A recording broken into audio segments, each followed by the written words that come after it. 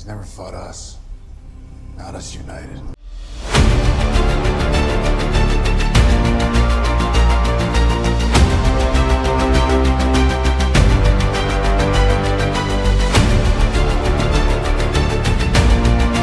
Die. Oh! I can so see that. That's it. Welcome to Comics League Indie Wednesday. I'm Jared, and today I am talking about. Okay, so this is gonna be kind of weird. So I'm talking about King Spawn, but Jared, you already covered that book a little while ago.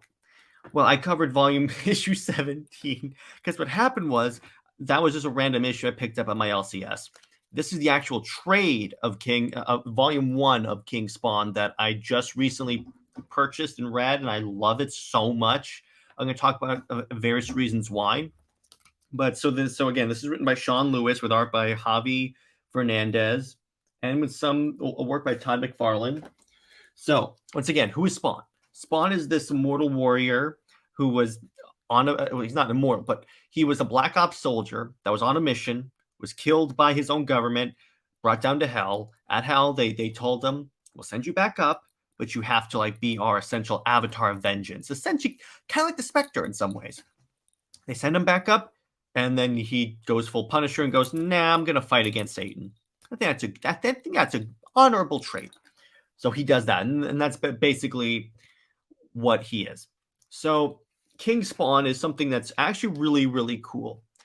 And so the story basically centers around a series of terrorist attacks by this group called Psalm 137, and they're trying to force Spawn to take the throne, because when he takes the throne, hell opens up and the whole world goes to hell, pun intended. So that's basically what happens there, and Spawn basically goes full Punisher and basically attacks anyone that attacks children, rightly so. So additionally, we also have some other characters like She-Spawn, named Jessica Priest. She's going to play a very special role in this book. So basically what the book is that we're seeing all these different attacks by Psalm 137. We're seeing all the different people. They have all these different characters showing up from the original original run in the 90s that I'll bring up later. But what's interesting here, they show a revisiting of Spawn's origin in this book. And what's interesting about it is they add a little bit of canon, because Spawn was killed by his own men. That's essentially what happened. But he never saw who shot him. It turns out it is She-Spawn herself.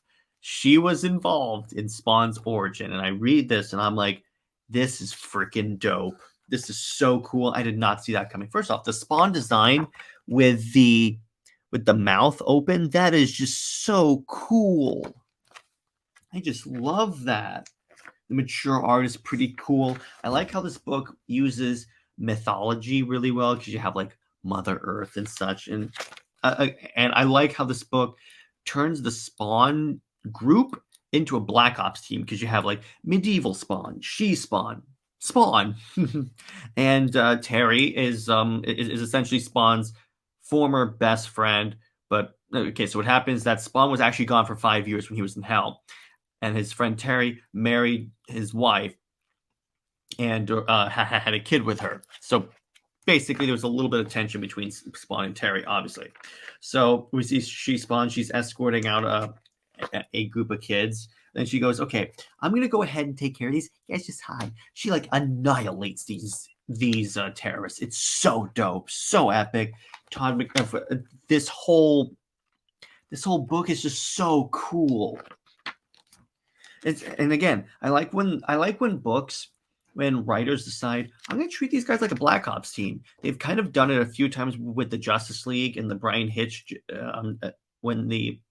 Brian Hitch Justice League run in DC Rebirth, but they treat them like a covert operations team, which to a certain degree they're not a military unit, because they have looser rules.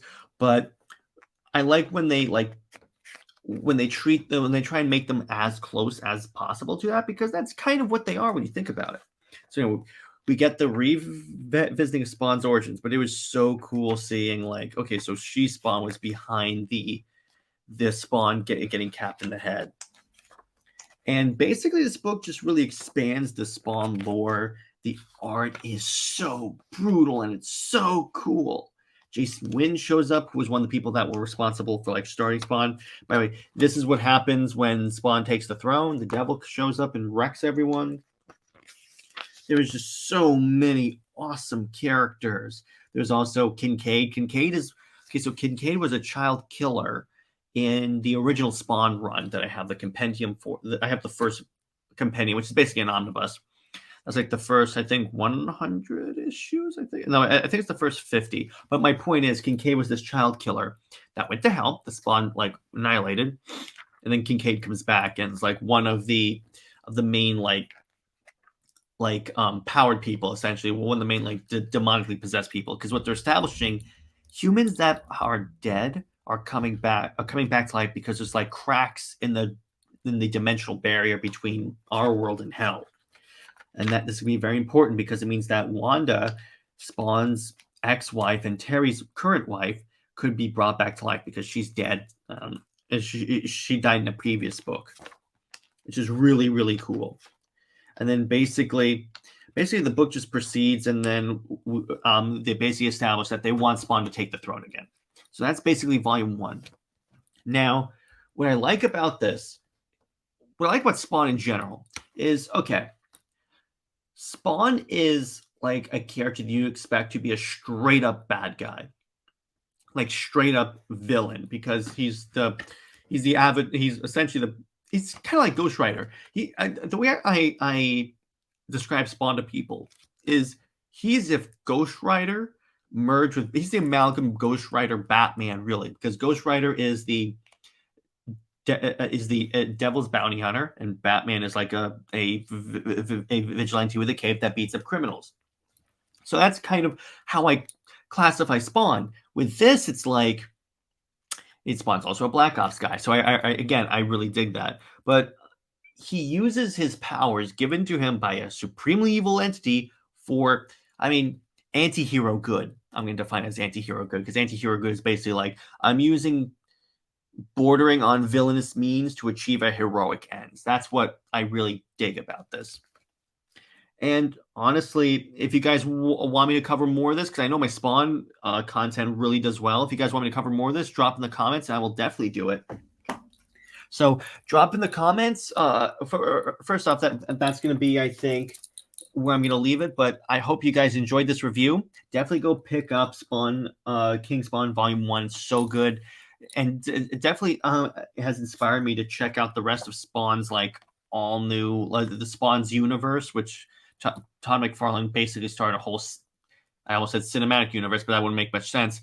An entire comic book shared continuity with all the Spawn books. So that's really cool. I'm going to check those out. But drop in the comments which Spawn books you would like me to check out and review, your favorite Spawn character, and who you would like to see Spawn fight on Marvel or DC. So on that note, you can see me at the time that this will be uploading, I will be actually on Nerdette's newsstand debating about Lois Lane. So you can find me on there.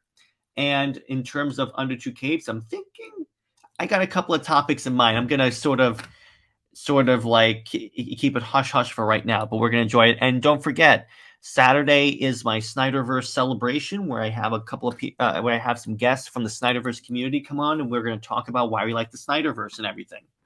So on that note, I think that's a good place to leave it. Stay at work, everyone. Like, comment, subscribe, share the video, and I will see you next week as we journey outside of the Marvel and DC multiverse into the indie multiverse. Bye bye.